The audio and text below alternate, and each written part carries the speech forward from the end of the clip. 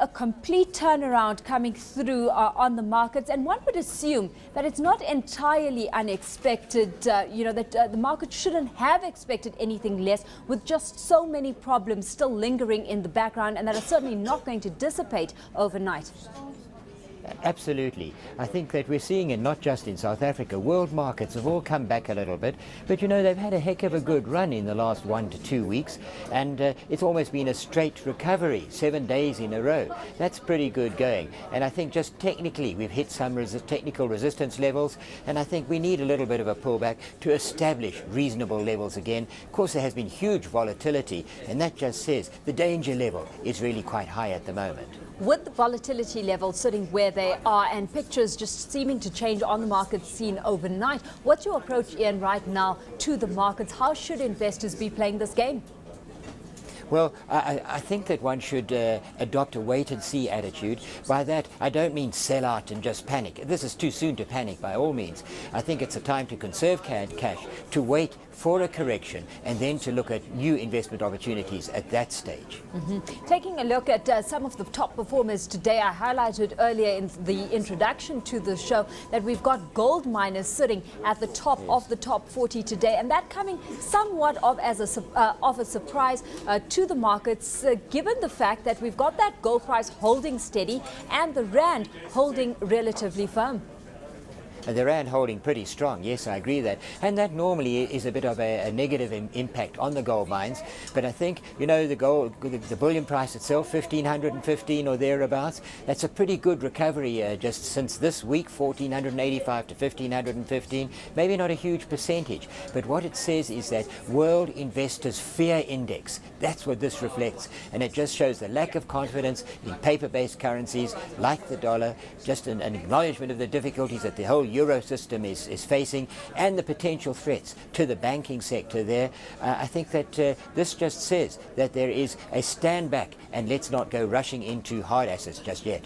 While, we take cognizance of what you're saying, and a great debate has been had at the desk of whether the approach then into that gold sector should be via the gold mines, specifically those that are in the South African market where we've got threats of strikes looming.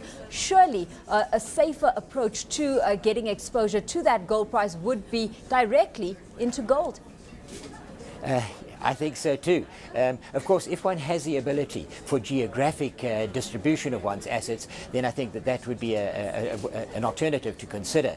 But I think bullion rather than the shares, because as you just so succinctly summed up, they're facing huge obstacles in the way of the labor problems, in the way of increased wages, with no assurance that they're going to get increased productivity. No, bullion looks better than the mines themselves at the moment. When it comes to miners, Coal of Africa, another stock that has stolen quite a bit of attention today. It's surged over 16% on the back of the fact that we have had environmental issues cleared, and it's Velle Colliery now, ramping up production once more. What have you made of that news? Would you be a buyer in Coal of Africa on the back of that coal story? Well, it certainly had a heck of a run just today, a range from 9 Rand to 9 Rand 90. But I think there is a lot of relief that they are going to be able to go ahead with this development.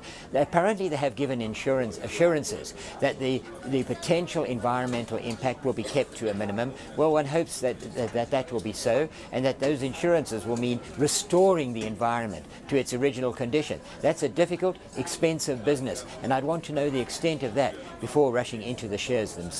Well, we'll be chatting to John Wallington, CEO of Coal of Africa, a little later on in the show, and that one of the questions we will be posing to him. In the meantime, we've got coal, one of the resources, just illustrating the kind of effect strong demand supply dynamics can have on prices. The other is copper, where we've seen that copper price rallying pretty strongly on the back of supply concerns.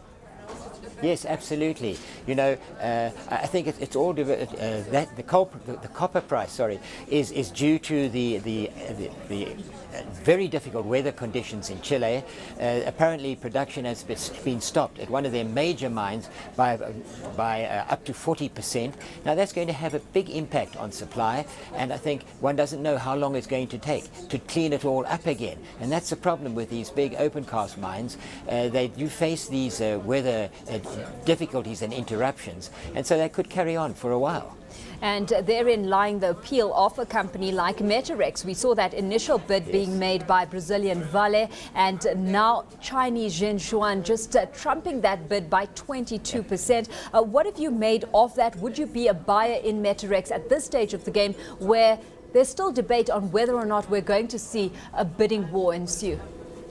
I don't think there will be a bidding war. Velle has made it quite clear. They made a bid, fair value in their minds, and that was it.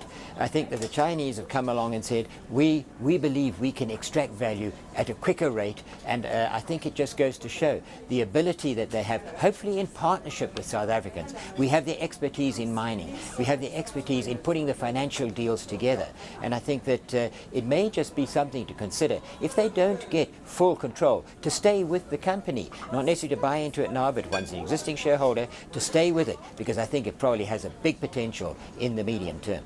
When it comes to deals, we've had First Rand come to the fore, just expressing that activity levels across Africa last year were very good. They, in fact, saw in excess of 10 deals having been struck, and they expect that to continue for the year ahead. That largely the rationale behind the investment banking arm going through and pursuing its African strategy a little bit more aggressively. Your interpretation of that news?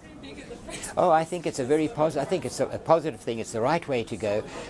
We are going to see more and more of investors like the Chinese, like this Metarex deal, wanting to get to the source of the commodities that they seek to develop their own economy. And of course, copper is very important in the whole industrial development. And I think that other similar industrial-based commodities are going to be sought. And I think they must do it on a partnership basis. We have the ability, as I just said, from the mining and financing point of view, and that is where this RMB team are probably going to score quite well in that respect over the next few years.